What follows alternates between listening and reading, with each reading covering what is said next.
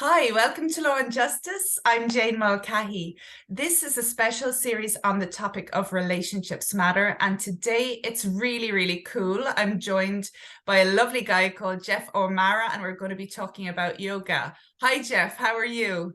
Hey Jane, great. Thanks for having me here. I'm so delighted that you agreed to this, Geoff. Before we get into talking about yoga and the body and the breath and all that kind of thing, maybe you can just tell me a bit about yourself, please. Yeah, sure. Um, let's see. Well, first thing, I'm speaking to you from Leicester here in the UK. My accent probably doesn't match that. I'm from America originally. I Mhm. moved over here 6 years ago.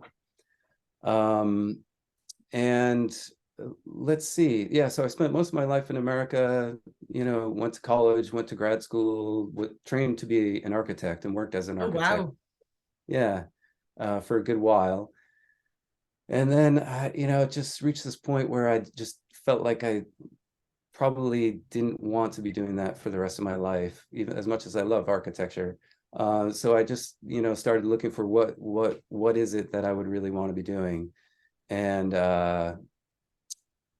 kind of did the kind of the cliche, if I could do anything, what would I do?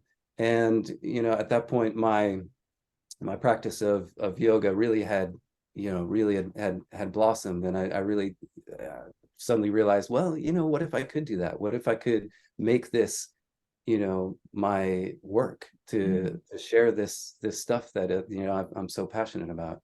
And so luckily circumstances worked out that I could have that choice, and that's what I've been doing. And so I started I went right into, I had an interest in teaching in prisons, Okay. um, and then went into that, got connected with groups that were, involved in doing that kind of work. And then moving over here, I've just kind of continued that kind of participation. Thanks, Geoff. And we Mm. actually met in person Yeah. at the Howard League of Penal Reform Conference in Oxford last year, where I had the pleasure of sitting in on one of your Mm. seated yoga sessions, and it was really, really nice and calming. Um, and we'll come back to the prison side of things and how that work might differ from teaching yoga generally, or perhaps it doesn't. But Mhm. how did you get into practicing yoga in the first place, Geoff? Um, how did I get into it? It was I it's something I like to share because people, when they hear yoga, they get it's been so positioned as a physical practice, right? Mm. Where we're going to stretch and we're going to, throw our bodies all over the place and, get sweaty and all kinds of stuff like that. I got into yoga from the meditation side of things. Okay. So for me, yoga wasn't even anything about the poses or anything like that people typically understand it to be now. Um, and so it was only after exploring that and really kind of feeling the a deep experience from that side that I started to kind of catch on to a more physical or Hmm. body-centered approach to yoga.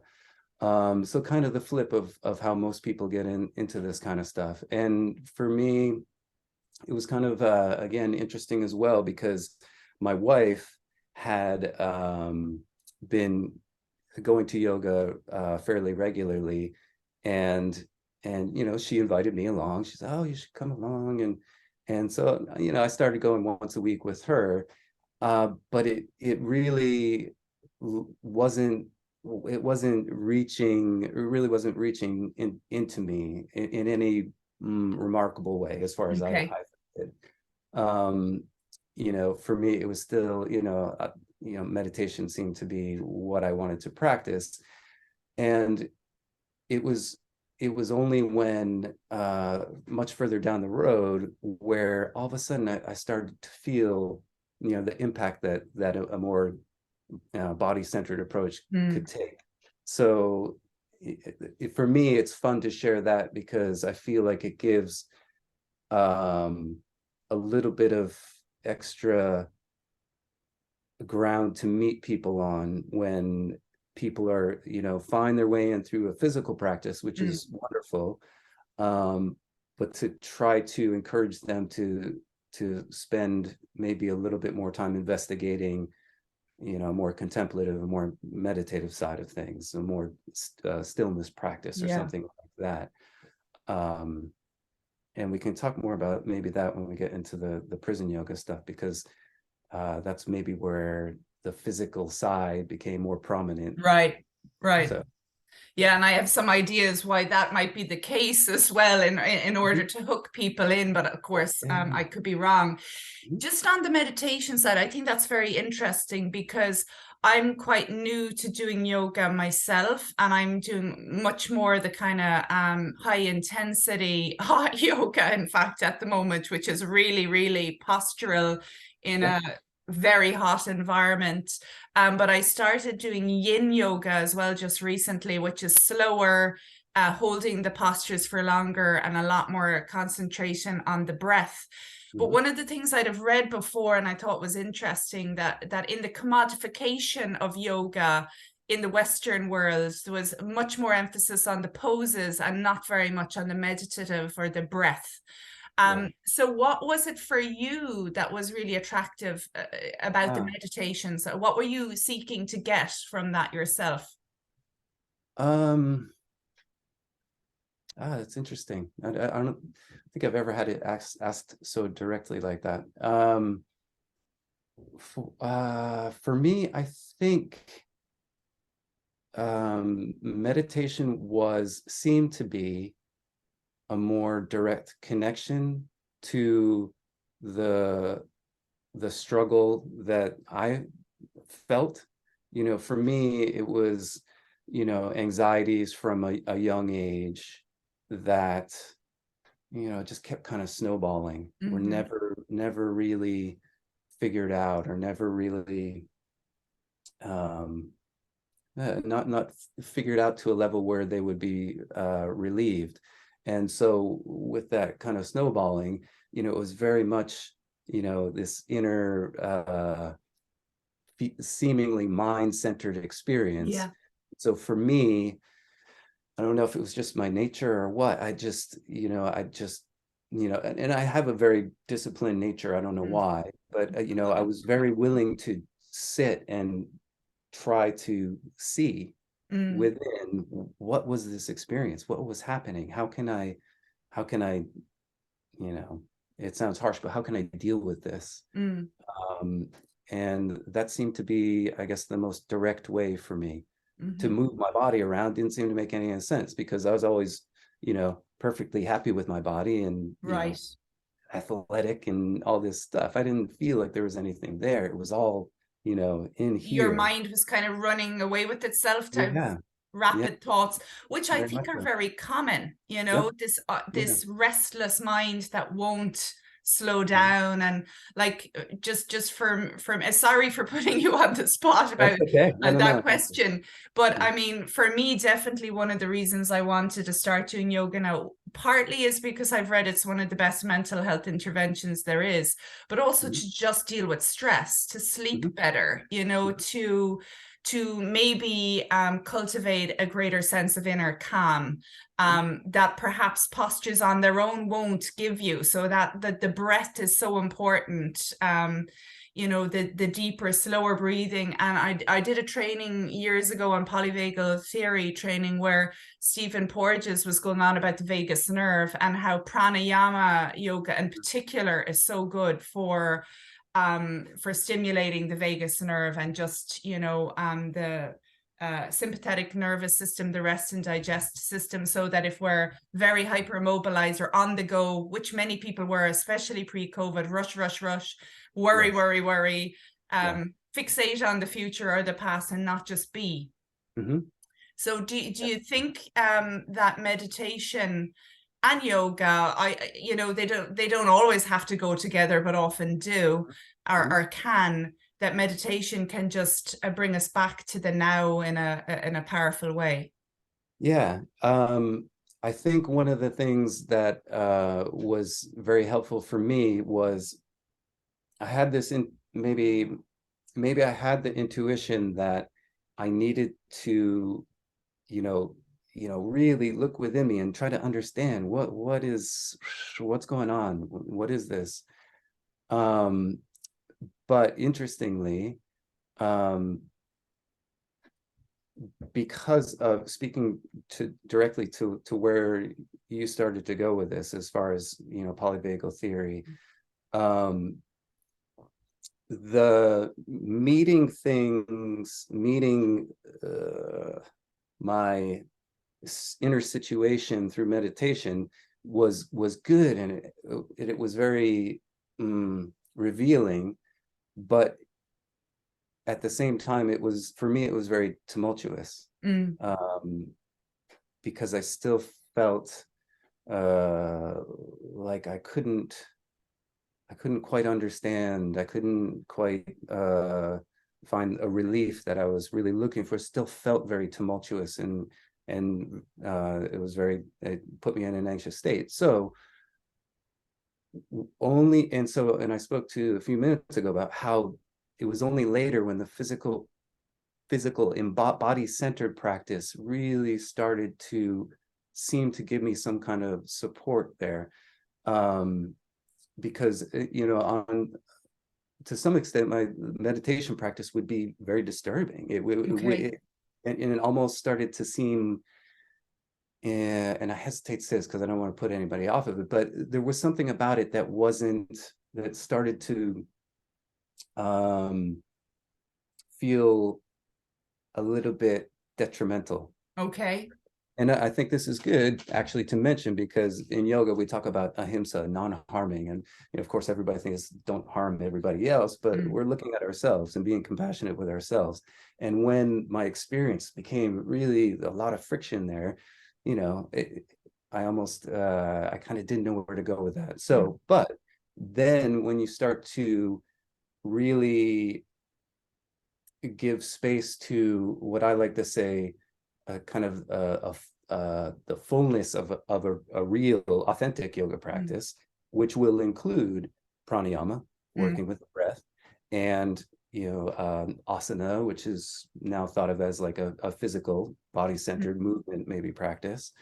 All those things start to support the experience of being with the mind Mm. and the activity of the mind. Okay. So, like you were saying with the polyvagal theory, if I take an approach with particular physical yoga practice and work with the breath in a particular way, that is going to, stimulate the vagus Mm. nerve. It's going to stimulate the relaxation response of the Mm. parasympathetic nervous system.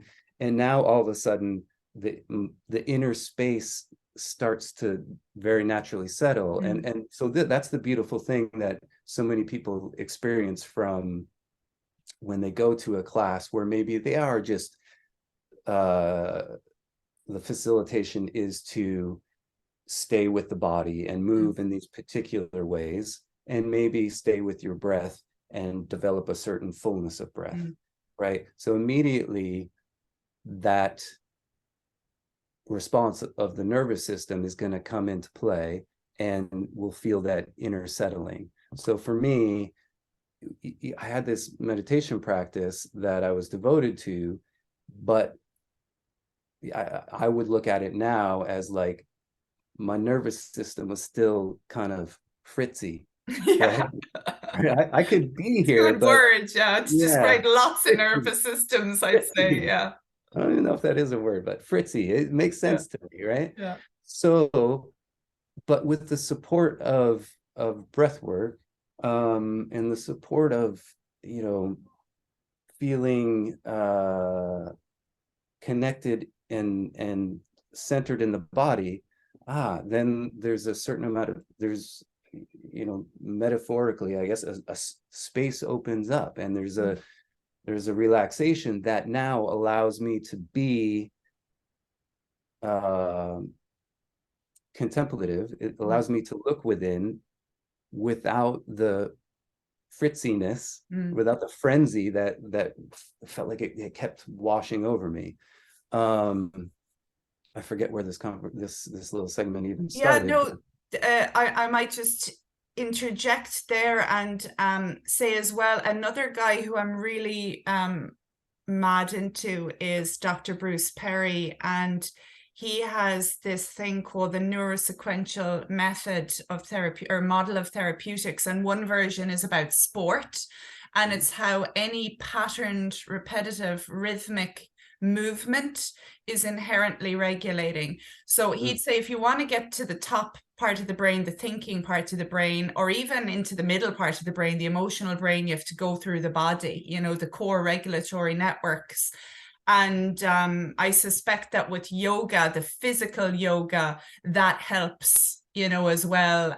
So that by the end of a session, certainly I've experienced this myself, going in mad stressed, often to do with the kids or something to do with work maybe, and by the end of it, by the final shavasana, you'd be kind of, oh, that's nice. The energetic flow as well. Is there a bit about that too, like in terms of what are the main benefits that you've either witnessed yourself or that other people have experienced through a regular yoga practice? Because obviously a one-off won't do much, probably.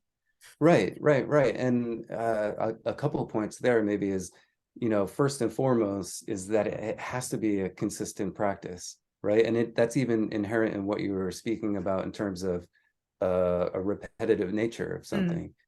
I mean, I could sit here for 20 minutes, and whether it's, you know, a repetitive, you know, yoga practice, physical movement, or if it was the repetition of the breath, which is much more subtle, or if you like to chant or just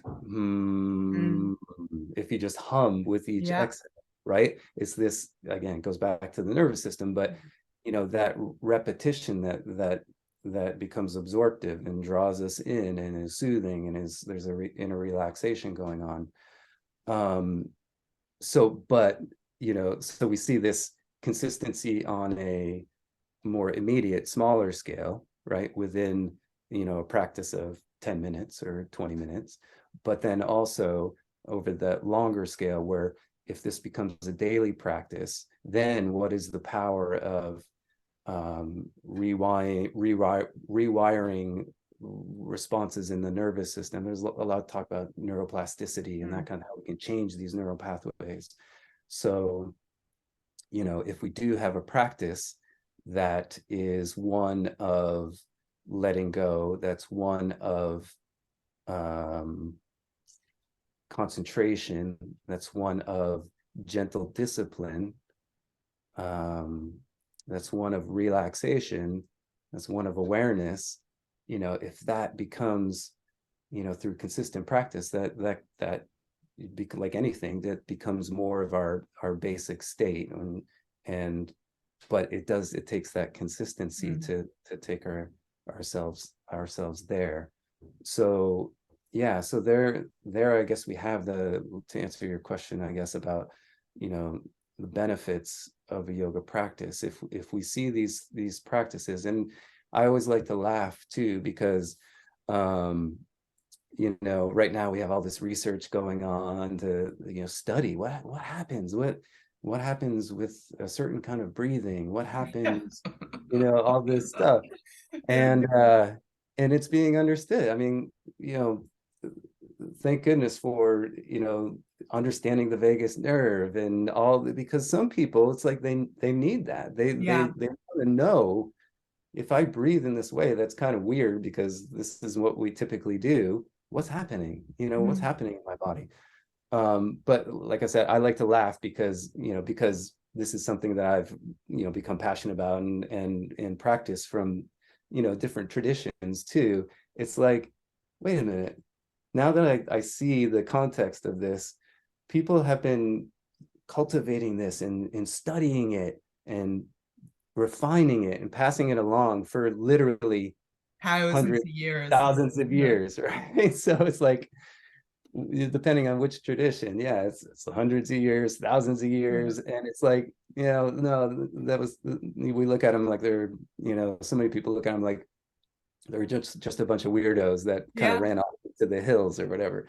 But now, I mean, it's what's been suggested for so long, and now, luckily, I guess we have with our scientific interests, that's giving some legitimacy to this stuff. So yeah, so good news that people, even if they are find their way into this kind of a practice just because they see somebody wearing fancy leggings and How bad? something like that, if that gets you into the right place and you get to have your own experience of paying attention to yourself and settling your nervous system and all that, then then good. But yeah, so it's hard to say what are the main benefits, but most immediately, we're settling the nervous system. So when people talk about being anxious and stressed and overwhelmed and unable to concentrate, all these things that probably come from the way that we live these days, but it's an antidote. So maybe it's more essential than ever, because when we find ourselves so just fractured in our way of being, when I can just pause and just bring it down to just one place for an extended period of time, that it resets and it trains me. I always like to tell people I'm in class with, like, we come here and we do this stuff that kind of brings us to a certain amount of clarity for this hour, but we're doing the same thing. We're meeting our distracted selves and kind of meeting it clearly, engaging with it, and applying, like I said before, gentle discipline, an antidote to it, to settle what we meet, right? Carefully, with care. So the same thing happens when we live the rest of our day, right? We're constantly engaging and meeting things, and we might have to bring it up for a little bit, but then do we have the awareness that, okay, I've taken care of that, can I bring it back down? Can I bring myself back down? And then when it's time to bring myself back up, I can bring myself back up. Same way you do in a yoga class you might go to. It might be time to bring the energy up and really engage and be more forceful or powerful. Yeah. But then when you have the moment to let it go, how quickly can I train myself to go from here back down to here, right? So that for me has been the biggest thing, being aware of where I am moment to moment, situation to situation, and not staying locked in the pattern of always being on. I can quickly just train myself to come back down.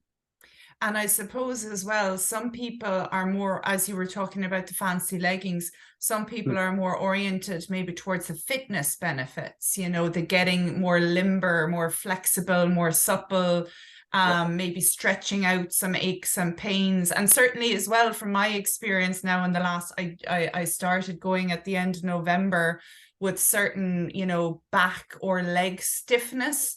I definitely feel much greater energy flow. I mean, is it in my mind or is it really happening? Does it matter? I think the energy is flowing. One of the things I love to think about and remember with that is, so I'm part of the Prison Yoga Project, and James Fox, who's the founder of the Prison Yoga Project, he always describes it.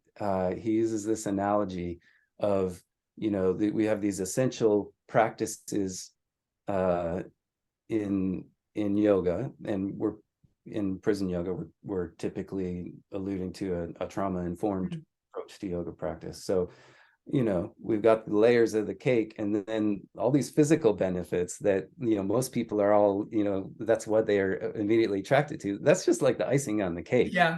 right? And that's just icing on the cake. Everything, all the other beautiful things that we get to, experience, the really enduring, lasting, you know, clarity of mind and relaxation and, you know, contentment with living, that stuff's all like, that's where we're headed, taking care of ourselves in that way. The fact that our body feels a little bit better and a little bit stronger, then that's cool. It's icing on the cake. But isn't it as well kind of all connected? Because I mean, certainly I'm much more aware in recent years that, if things aren't quite right with the mind, then they're not going to be quite right in the body, and vice versa. Like, health is not mental health or physical health, really. It's and spiritual health, maybe, feeling connected to oneself, to other people, to the environment. All these things are very important. And if we compromise too much in any one way, we're going to feel it. And I think just in terms of COVID, lots of people, definitely, I think I had heaps of trapped, kind of frozen energy from not really moving. So getting moving again, whether it's in a hot studio, which quite works for me, but then other types of yoga like the vinyasa or the flow yoga, they're quite different energetically, again, than yin, or the lovely session I did with you, which was just seated in a chair. And one thing I'd like to ask you as well about the voice. You have a very kind of lovely, soothing voice. Do you think, I don't know if people have told you that before, and whether you've worked to make it kind of more calm over the years, or whether yoga practice has affected it. But for me, certain types of, like for meditation, the quality of the person's voice actually matters. Is that something that you find yourself, say, if you do sessions with other people, do some people have a more soothing voice than others for you? Yeah. Now I think that goes back to perhaps we're trying to, as best we can, I think, create the conditions for ourselves where we feel like we're comfortable to let go, right? To let go of, the holding in the body, to let go of the distraction, the worry in the mind. And as you were suggesting before, to just, stay in the present moment, right? And so I always think, and I usually try to suggest to people, especially when they're new to a yoga practice and they're a little bit nervous about it, and they say, I'm not flexible enough and all this stuff. It's like, hold on.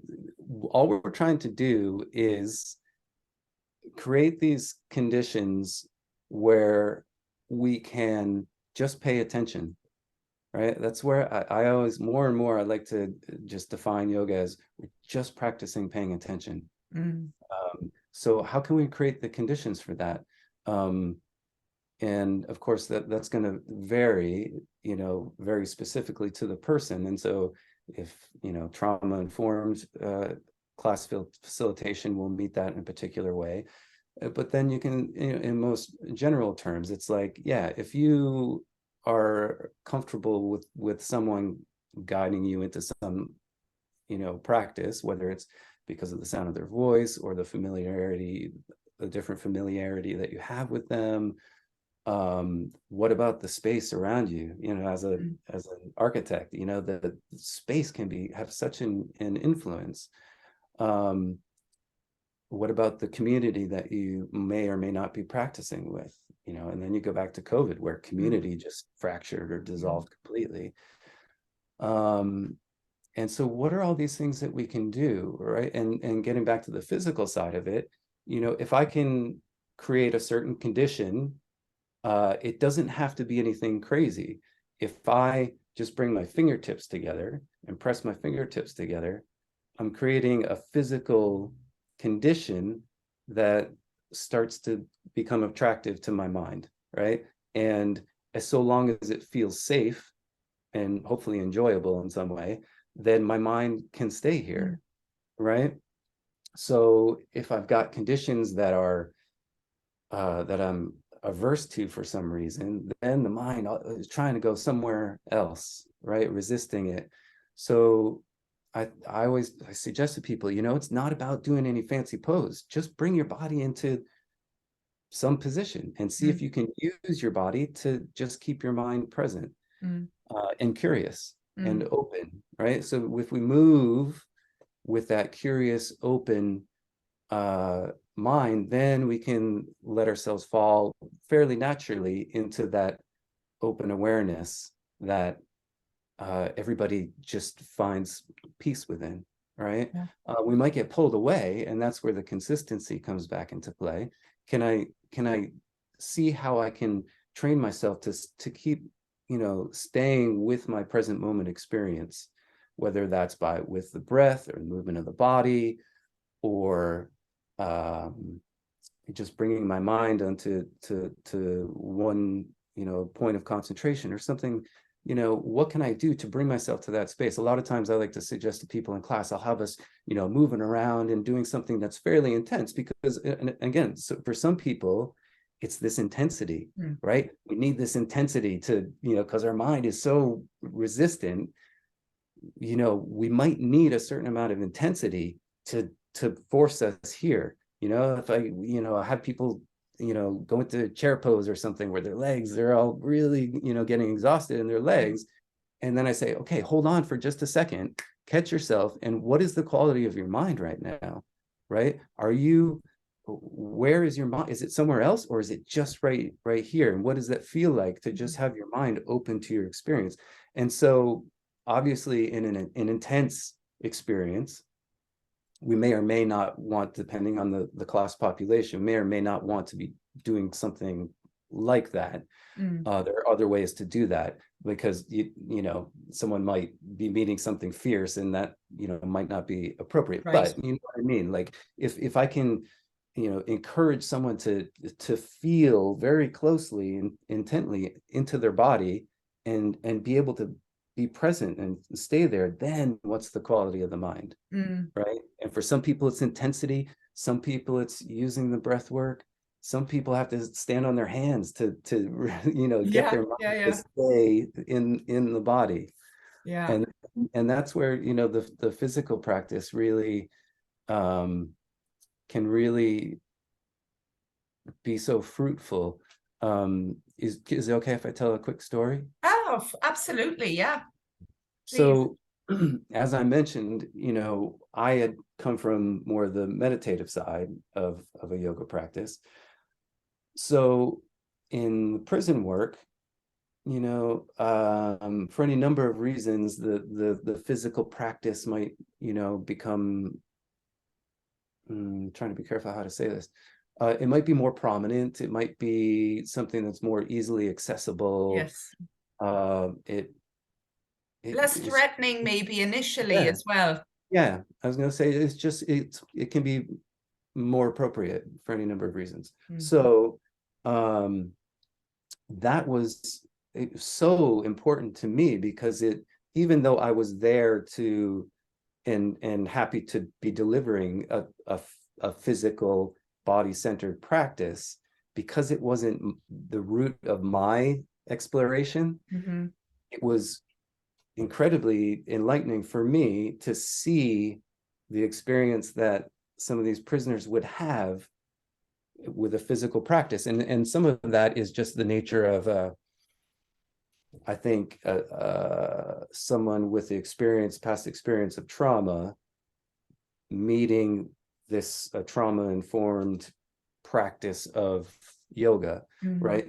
And so to illustrate this, the quick story was, there's this guy, his name is Richie, and he had come to my classes for maybe a month or so in prison, and he there was an intentness about him from the start. Like he was really there, and really was really trying to focus in, and really trying to take this in and experience what was going on with this yoga stuff. And he at one point in a class, I decided to take them into a pose. It's not so important, but it's called Bakasana, crow pose, Okay. right? Which entails balancing, coming forward to start to maybe balance on your hands. Okay, right. So I want to be clear, like Yeah. I didn't just say, okay, everybody balance on your hands. It wasn't that. It Yeah. was, there was a handful of people that were ready to just start to explore this kind of thing. And you start on your feet and then you place your hands on the floor and you start to tip yourself forward and shift your weight from your feet into your hands. And so that eventually, and there are precautions here, no one was in a dangerous position necessarily. Mm. But the interesting thing was for Richie, his interpretation of this was, this is a really dangerous situation. Why? Because of his past experience of trauma and the way his life had played out since then. He had been habituated to harming himself. Okay. That was clear, that he had a history of harm, of being harmed, of harming himself. So when he started to take himself forward and his face was starting to be directed towards the floor without, Yeah, he was frightened. what to him, that was, and he tells me this after the fact. He says, to me, in my mind, and see, this is the key too, I think, he had been practicing enough that, what did he have? He had a clarity of mind that instead of just being tugged around by the conditioning, he could see the conditioning now. He had enough space that he had an awareness, right? And so he had awareness of this conditioning coming forward where, Richie, you're gonna hurt yourself again. And he had the space to pause and see it and feel it and know it, and then say, not this time. Yes. I'm not going to hurt myself this time. He made a different choice, right? And he brought himself forward, and he's this big, strong, tough guy. It wasn't like he couldn't. Yeah. He was strong enough to do it. He just didn't feel safe doing it. Yes. So he brings himself forward and he comes up. And he tells me afterwards, he said that moment, and I love this, it gives me chills every time I think about it. He said that the feeling of that was when you take a book and you slide it into place on a bookshelf.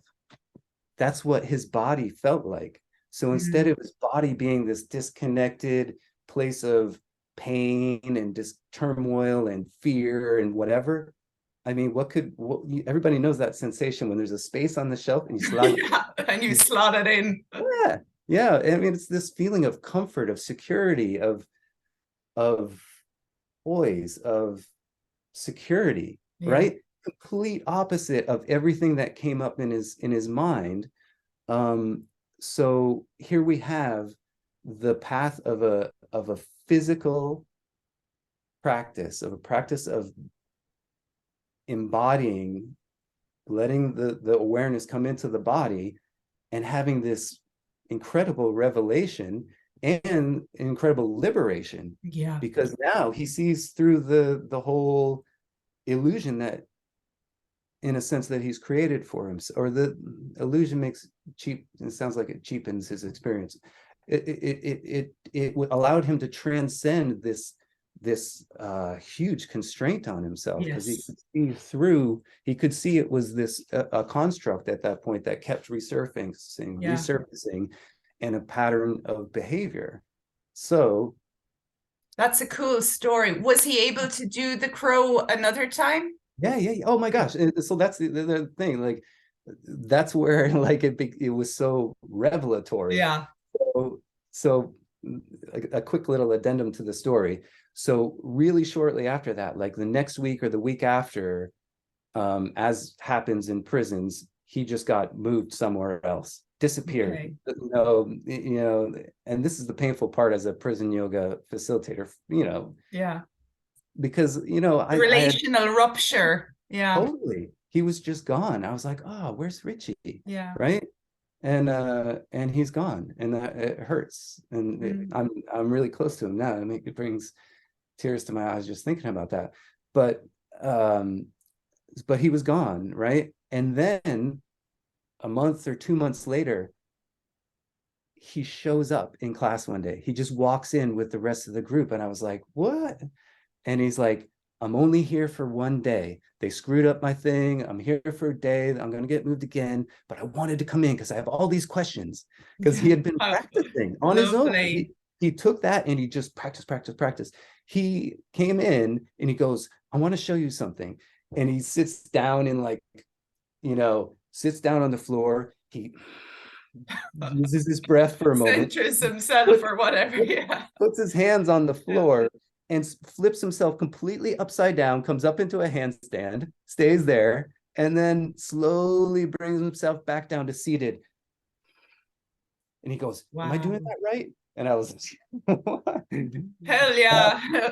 Very so, impressive. so for him, you can see like this connection that he made, which is a connection that's far stronger than probably 99% of anybody can make with their body.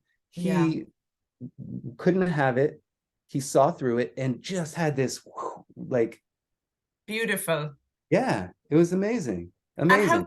how much of a privilege as well for you, I would imagine, to have been part of that for him, part of that journey and that discovery and that healing. It must be really lovely to witness something remarkable like that.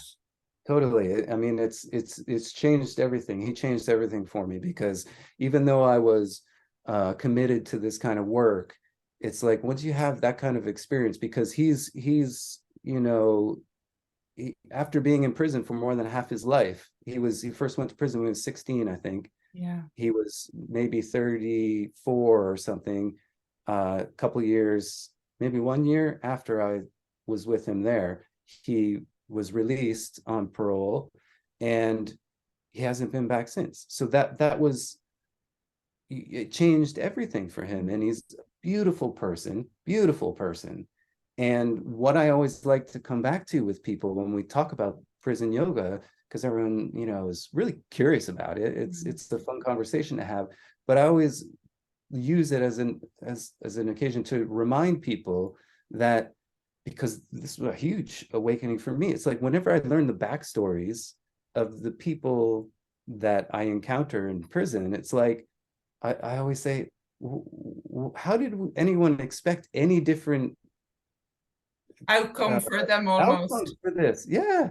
I mean, if you've been abused, neglected, parents that were absent or had addiction problems, since the time you were born, or since you were 2 or 3 or 4 or 5, and were never cared for, what do you think the outcome of that is going to be? And how can you place the responsibility necessarily on that person, when in light of Yeah. that information? It's a really, I think, important thing for people to consider, because it really changes things. It really changes the perspective on what we're doing in the criminal justice system, and how we should be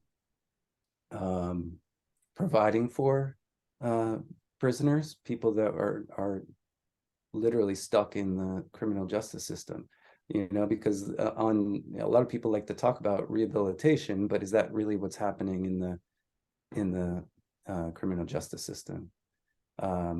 Yeah. And how can we Not really, no. Yeah. Just on the prison dimension again, and I'd like to talk to you a bit more about what trauma-informed yoga kind of means, how that might differ. But how did you make the transition from teaching regular yoga in the community to the prison? You mentioned the prison yoga project. How did you decide, oh, this is something I might like to do?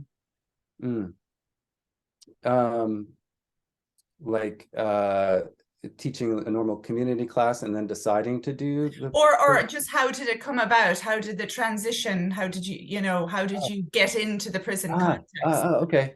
I always, people ask me that, and I always wish I had a better answer. I don't know. I back when I was just, was doing my meditation, I lived in Salt Lake City in the US, and we would drive off and by a prison. There was a prison that was kind of way, way off the highway, and I could see it, and we'd drive by, and I always look over and just kind of imagine being someone who was stuck there.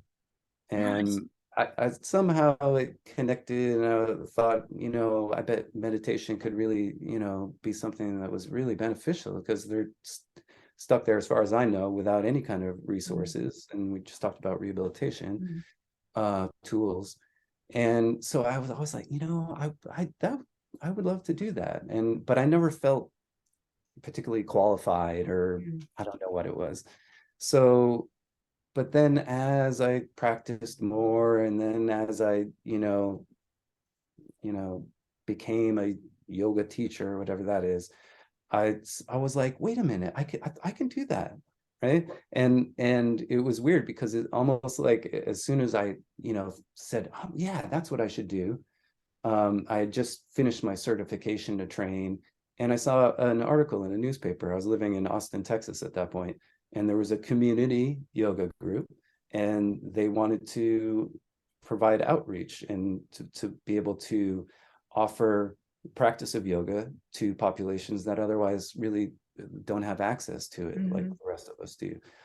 And they wanted to have a prison yoga program. So I contacted them, and they said, hey, we need people. And so I just jumped in, and Nice. yeah. And I was really, I, I mean, I, I was unprepared, but somehow I was prepared enough. I don't know why. I just somehow had enough of a intuition for it, or something, something that we really need to have people well trained for, because it's a really unique experience. But And particularly, sorry, Geoff, in the States, where prisons can be extremely brutal. I mean, they're not nice in Ireland necessarily, but we don't have cages for people. We don't have a solitary confinement for years on end. We don't have the death penalty. So I suspect going into a prison as an ordinary person from the public as well must be kind of unsettling for your own nervous system the first time, or maybe not. Yeah. Again, I don't know why. I was just always interested. I was interested in doing it. So it's shocking. I mean, how can it not be shocking? But it was something that I was really interested in doing. So that just got me to do it. But yeah, it's I don't know, we're back to the criminal justice system, and how it really needs a lot of help. Yeah. And so this is one way, this is, something where, and it's been incredibly effective. I mean, I have seen amazing transformations. I told you about one, and Richie's an amazing guy, and I'm still in touch with him, and there are plenty others that I stay in touch with, and they've gone on, and they've cultivated this amazing awareness of themselves, and in turn have taken care of themselves. And the real benefit of yoga is, once you take care of yourself, then you can really care for other people. You can really benefit. That's the true triumph of a yoga practice. It's like, yeah, I inherently you need to take care of, there's something up, I need to take care of myself. But what that ends up, what that liberation brings to you is, wow. And now it's the direct antidote to the problem at the beginning, that we're so self-centered and selfish and all this stuff. If there's nothing wrong here, if you're content in here, then you can be a part of everything, and you're ready to go, and you're ready. And then it's empathy, and that whole, it's that relational experience that you are actually opened up through delivering the antidote to being so stuck within yourself. There are a couple of interesting studies that I've been reading about, strangely, just over the past couple of weeks. There was one that and they both alluded to the same thing, I think you could say. There was a Harvard study that, I think it was Harvard, that it was the longest study on human happiness or something like that. And they spoke to the creating a depth in one's relationships, right? And so how can you have any depth and connection in your relationships when you're so mired inside and stuck, with your troubled self, which of course is it's a sign that we need to be caring for ourselves, but it also cuts us off from, that being able to engage and share and feel for other people. And then that other study from Ohio State, I think it was, it was this suggestion that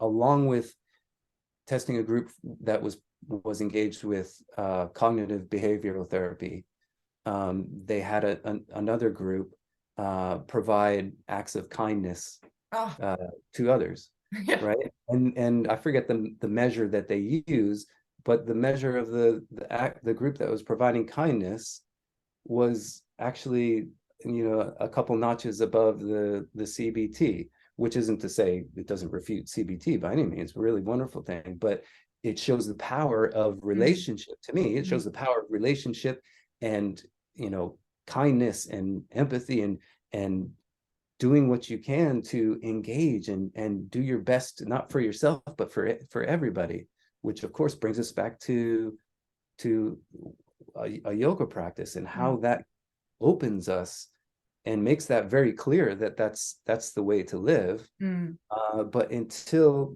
we can kind of get rid of the distractions and the inner turmoil and the things that keep us all self-interested, we're kind of stuck there. But yoga frees us from all that, right? A real yoga practice. Yeah. And I was thinking there as you were talking about the flaws of our current approach to rehabilitation, or the non-approach in some countries. One of the things I found from my own PhD is that, bad as prisons might be for some people, actually they've been punished their whole lives as well, from the time they're born, relationally impoverished. They grow up typically in poorer communities in the States or countries that are very ethnically diverse. People of color are way overrepresented, indigenous people way overrepresented. So there's trauma heaped on trauma. And as you say, if you grew up with that type of experience where you cannot trust other people and you have to mind yourself and focus inward and keep yourself alive since birth, then it's very hard to be open to outwards. What does the prison system do to actually create empathy, to treat people with empathy, to release them in a better state than they went in? And things like yoga certainly are invaluable and comparatively cheap modalities that can be delivered to a group as well, as opposed to just one person doing talk therapy, where nothing in terms of the body processing of trauma, there is no body processing of trauma really in traditional talk therapy. Can I ask you just on that kind of point, do you think there are benefits to even doing the yoga in a group versus on your own, or does it really matter in terms of the consistency and regularity of practice? Yeah, I think the community is hugely important. It's interesting. Maybe a few things come up real quickly, because it's like, you think about meditation, very individual, seems like a very solitary practice, right? But most traditions, and we talk in a yoga tradition, you might start to see there's a Sanskrit term for it called Sangha, right? And it refers to your spiritual community or your practice community, right? Community that supports you in these efforts, right? So for hundreds of years or thousands of years, that has been a vital part of doing this kind of a practice. In Buddhism, they call it it's one of the three jewels, right? You take refuge in these things. You take refuge in your community, because I would say because it's understood that this is really, it can be really difficult work, right? And so we need, and because we need to connect as beings. So that's going to be part of this work. And one thing that's funny, Jane, is that I try to, I used to feel bad about saying this because I don't mean to put down the yoga aspect of it, but Mm. I started to really feel like when I did the prison yoga, there were plenty of guys that like, the yoga, it was something that they came and they did, but it started to feel very clear to me that they were showing up because this was a community, it was a space that was unlike anything else, and that's what was nourishing to them. Yeah. So it was, which I like to go to too, because it clearly it wasn't like I'm some, have any real ability as a yoga teacher. I was just showing up. I was just showing up as somebody that supposedly cared, There you right? I go. That you wanted were to kind be of there, and kind and more loving than they might be used to. yeah, which Yeah. they you don't. I'm generalizing a little bit, but where you don't find that, and who just shows up to see who you are, right? Yeah. They would say to me, why do you come in here, right? Why are you here? What are you Yeah. doing here, right? And but you could feel like the nourishment of, and again, it's that relationship, right? And you were speaking of, you know if this is we could find the statistics, I'm sure, but 90 whatever percent of this population has experienced real severe life conditions and trauma, or ACEs. We've Mm. talked about that before, like this real turmoil, and now they're in another traumatic experience, being in prison. So the power of just being in an honest relationship, right? And we're not going to go into talking about karma and all that stuff, because people probably get scared, and the legitimacy of this conversation will go out the window. No, but if it's the idea of what is the sense of self that I create for myself, okay? So based on my experience and my conditioning, what is this idea that I've created of who I am, of myself, right? We could start to talk about karma as that. So if you've had this experience where you've been neglected and not loved, cared for, pushed aside, abused, right? What kind of identity does that establish? And then, what if someone somehow, including yourself, gave you an opportunity to reset that, Mm. right? Instead of being labeled as a prisoner and as someone that, you're labeling yourself because you've been, abused and neglected and whatever, an addict or whatever. What if suddenly you were presented with a tool that could give you enough space to not have to hang that label on Yeah. yourself anymore? What if there was a community that just saw you as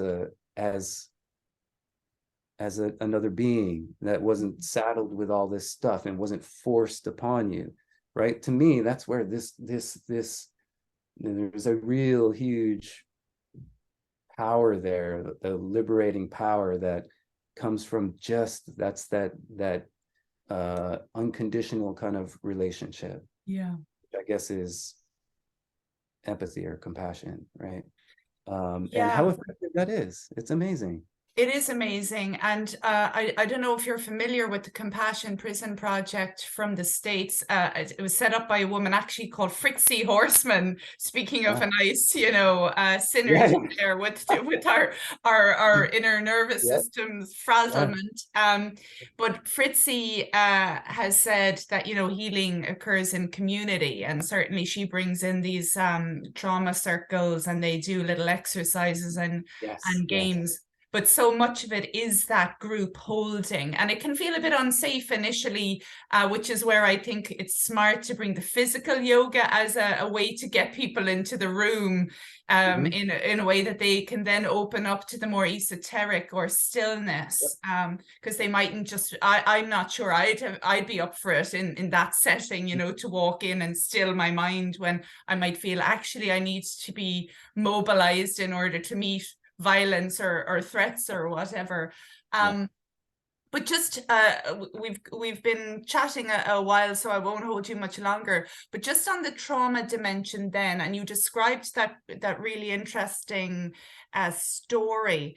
But does the trauma awareness mean, I suppose, just being mindful of the fact that certain postures might open people up to re-experiencing or sensations that are frightening for them, and to not to push them? Because in some traditional yoga practices you'd be told stick with it, power through, you know, hold it. So I'm just wondering, what is the difference there? Yeah, there's a big difference. You're right. I mean, there's certain poses that can be mentally triggering, can bring memories.